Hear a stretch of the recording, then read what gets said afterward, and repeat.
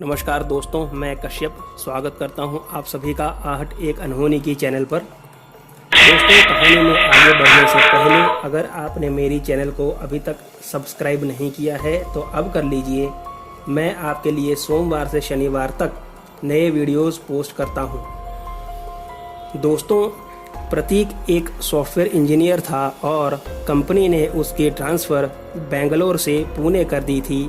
पुणे पहुंचकर प्रतीक ने estate agent से एक फ्लैट फाइनलाइज किया और दूसरे दिन एजेंट को एडवांस पेमेंट देकर वह उस फ्लैट में रहने चला गया।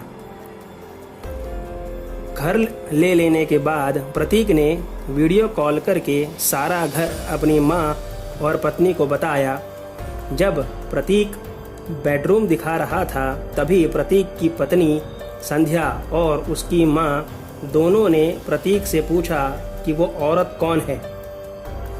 प्रतीक ने देखा तो उसे कुछ दिखाई नहीं दिया। तब उसकी मां ने कहा कि अलमारी के पास एक औरत खड़ी थी, तो फिर से वहां कैमरा दिखा। जब प्रतीक ने देखा तो अलमारी के पास कुछ नहीं था और उसने कैमरे से भी दिखाया, तब वहां संध्या और उसकी सास को कुछ नहीं दिखा। फ़ोन कट करने के बाद संध्या को उसकी सास ने कहा कि बेटा, कुछ तो गड़बड़ है, तू अपने पति के पास जा और वहीं रह।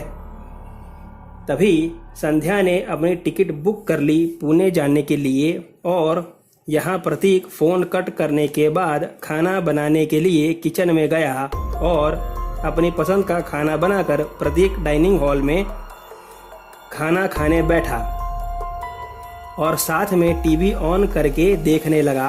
तभी अचानक प्रतीक को भी लगा जैसे टीवी के पास कोई खड़ा हो और उसने तुरंत पूछा कि कौन है वहाँ पर, लेकिन कोई जवाब ना मिलने पर वह तुरंत वहाँ गया, लेकिन उसे कुछ दिखा नहीं। तब प्रतीक ने सोचा कि शायद कुछ दिनों की दौड़ भाग की वजह से इल्यूजन हो रहा है और वह बर्तन धोकर सोने चला गया। जब वह सो रहा था उसे ऐसा लगा जैसे कोई रो रहा हो। वह उठकर इधर उधर देखने लगा, लेकिन उसे कुछ दिखा नहीं। दूसरे दिन जब वह ऑफिस जाने के लिए निकला तब सोसाइटी कंपाउंड में उसे एक बूढ़ा मिला, जिसने प्रतीक से पूछा कि बेटा, टॉप फ्लोर पर रहने आए हो ना? तब प्रतीक ने कहा कि जी हाँ, वहीं रहने आया हूँ, किराए पर घर लिया है। तब अंकल ने कहा, ठीक है बेटा, कोई ज़रूरत हो तो बताना। ऐसा कहकर वह चले गए और प्रतीक भी अपनी ऑफिस चला गया। 2 दिनों तक लगातार यही परछाई दिखने का और रात में रोने की आवाज़ का सिलसिला चलता रहा और प्रतीक रात भर परेशान होता रहा। 2 दिन बाद सुबह में संध्या वहां पर आ गई और प्रतीक को बड़ा आश्चर्य हुआ कि अचानक कैसे संध्या वहां आ गई।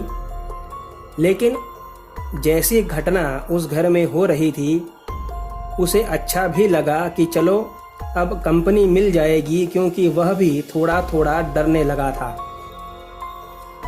सुबह संध्या को घर की सारी चीज़ें बताने के बाद प्रतीक ऑफिस चला गया और शाम को जब वह घर वापस आया तब उसे घर में संध्या कहीं नहीं दिखी। तो वह उसे हर जगह ढूंढने लगा।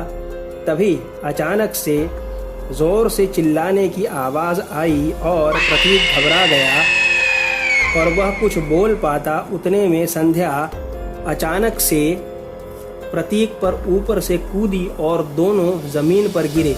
प्रतीक संध्या को जैसे ही कुछ कहने के लिए गया, संध्या ज़ोर ज़ोर से चिल्लाने लगी और बोली कि इस घर से अभी के अभी चला जा, यह मेरा घर है।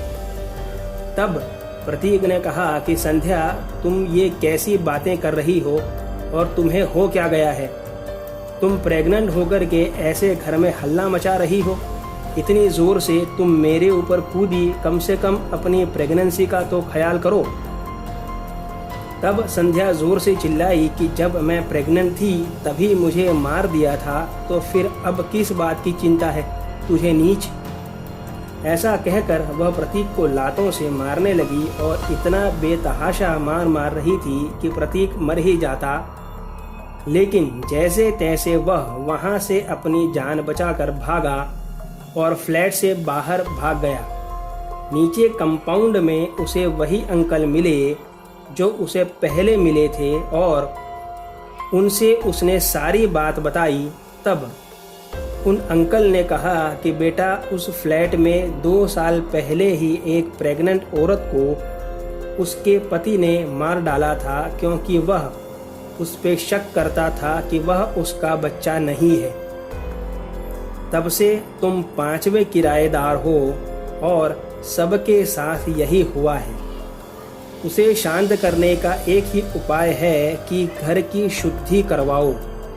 तब प्रतीक ने सोसाइटी के ही मंदिर के पुजारी को सारी बात बताई और वह पुजारी प्रतीक के साथ उसके फ्लैट में गया और गंगा जल छिड़क कर सारा घर शुद्ध किया।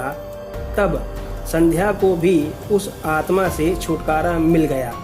लेकिन उसके बाद प्रतीक और संध्या दोनों ने पुणे शहर ही छोड़ दिया। तो दोस्तों, कैसी लगी आपको यह कहानी, मुझे कमेंट बॉक्स में ज़रूर बताइए।